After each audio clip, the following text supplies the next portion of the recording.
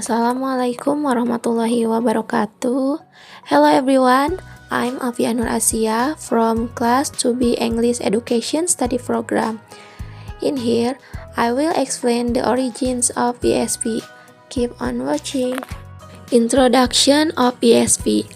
English for Specific Purpose was born in the 1916 as the technical text analysis area.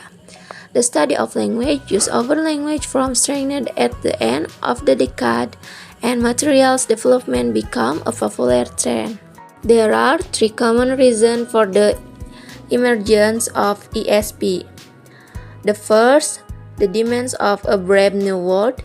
The second, a revolution in linguistics. The third, focus on the learner.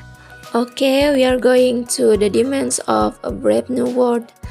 The end of the Second World War in 1945 marked an era of enormous and unprecedented expansion in scientific, technical, and economic activity on an international scale.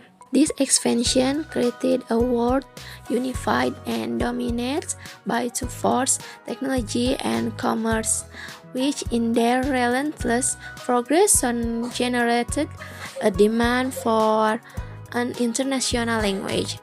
For various reasons, most notably the economic power of the United States in the post-war world.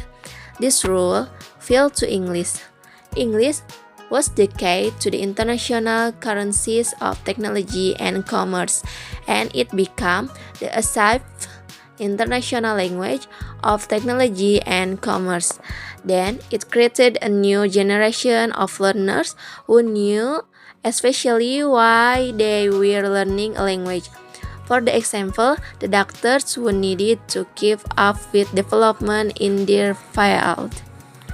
The development was accelerated by the oil crisis of the early 1970s, which resulted in a massive flow of funds and Western expertise into the oil-rich countries. Time and the money constraints created a need for cost-effective courses with clearly defined goals.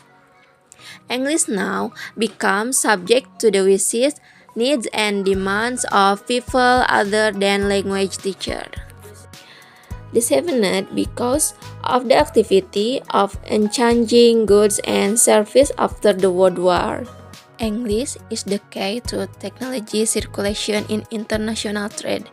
Knowledge of English is generally considered a condition of a good education. The acceptance of English as an international language creates a new generation that knows specifically why they learn the language. The second is a revolution in linguistics. Traditionally, the goal of linguistics has been to describe the rules for using the English language, namely grammar. The language we speak and write in will vary, and in a number of different ways, from one context to another. And the last, focus on the learner. Learners have different needs and interests, which will have an important influence on their motivation to learn a language and its effectiveness so that they learn faster and better. The developments in educational psychology contribute to the rise of ESP by emphasizing the central importance of the learners and their attitude to learning. Learners were seen to have different needs and interests, which would have an important influence on their motivation to learn and therefore on effectiveness of their learning.